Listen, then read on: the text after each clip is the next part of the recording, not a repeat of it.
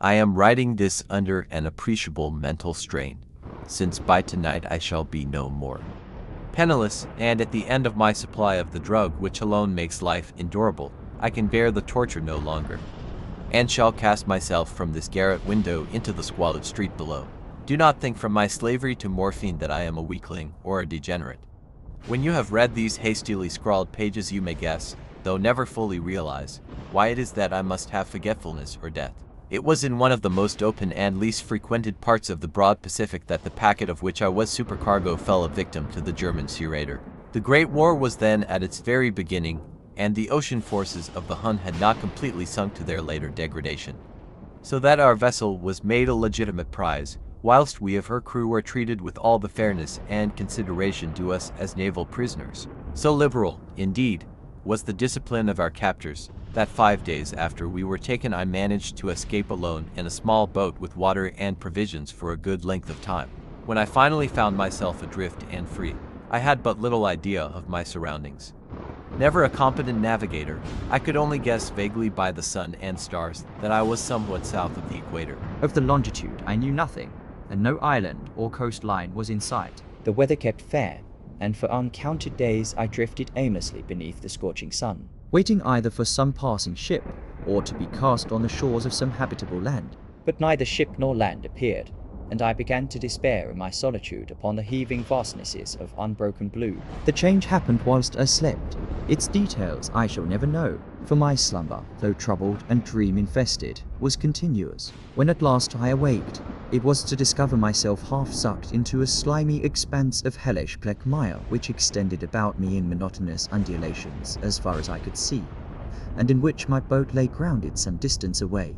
Though one might well imagine that my first sensation would be of wonder at so prodigious and unexpected a transformation of scenery, I was in reality more horrified than astonished, for there was in the air and in the rotting soil a sinister quality which chilled me to the very core. The region was putrid with the carcasses of decaying fish, and of other less describable things which I saw protruding from the nasty mud of the unending plain. Perhaps I should not hope to convey in mere words the unutterable hideousness that can dwell in absolute silence and barren immensity. There was nothing within hearing, and nothing in sight save a vast reach of black slime. Yet the very completeness of the stillness and the homogeneity of the landscape oppressed me with a nauseating fear. The sun was blazing down from a sky which seemed to me almost black in its cloudless cruelty, as though reflecting the inky marsh beneath my feet. As I crawled into the stranded boat, I realized that only one theory could explain my position. Through some unprecedented volcanic upheaval, a portion of the ocean floor must have been thrown to the surface, exposing regions which for innumerable millions of years had lain hidden under unfathomable watery depths. So great was the extent of the new land which had risen beneath me, that I could not detect the faintest noise of the surging ocean, strain my ears as I might. Nor were there any seafowl to prey upon the dead things. For several hours I sat thinking or brooding in the boat, which lay upon its side and afforded a slight shade as the sun moved across the heavens. As the day progressed, the ground lost some of its stickiness, and seemed likely to dry sufficiently for travelling purposes in a short time. That night I slept but little, and the next day I made for myself a pack containing food and water, preparatory to an overland journey in search of the vanished sea and possible rescue. On the third morning I found the soil dry enough to walk upon with ease. The odour of the fish was maddening, but I was too much concerned with graver things to mind so slight an evil, and set out boldly for an unknown goal. All day I forged steadily westward, guided by a faraway hummock which rose higher than any other elevation on the rolling desert. That night I encamped, and on the following day still travelled toward the hummock, though that object seemed scarcely nearer than when I had first espied it.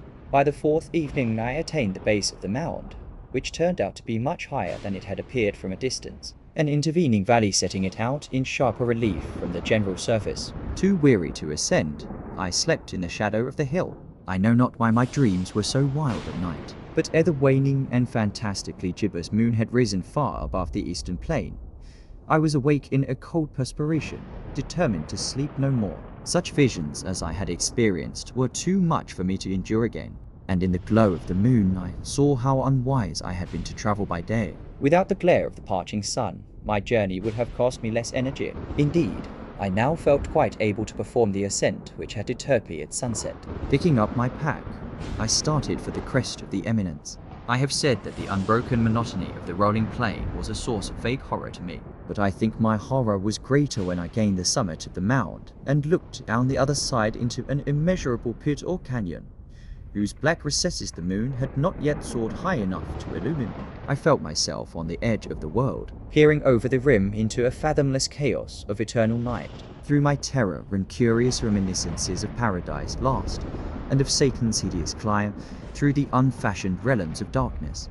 As the moon climbed higher in the sky, I began to see that the slopes of the valley were not quite so perpendicular as I had imagined. Ledges and outcroppings of rock afforded fairly easy footholds for a descent, whilst after a drop of a few hundred feet, the declivity became very gradual.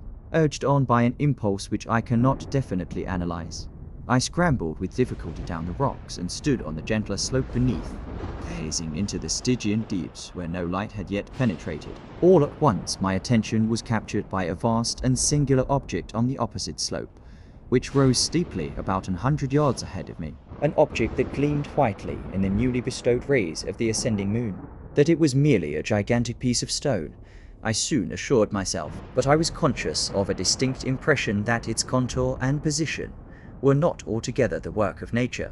A closer scrutiny filled me with sensations I cannot express. For despite its enormous magnitude and its position in an abyss which had yawned at the bottom of the sea since the world was young, I perceived beyond a doubt that the strange object was a well-shaped monolith, whose massive bulk had known the workmanship and perhaps the worship of living and thinking creatures.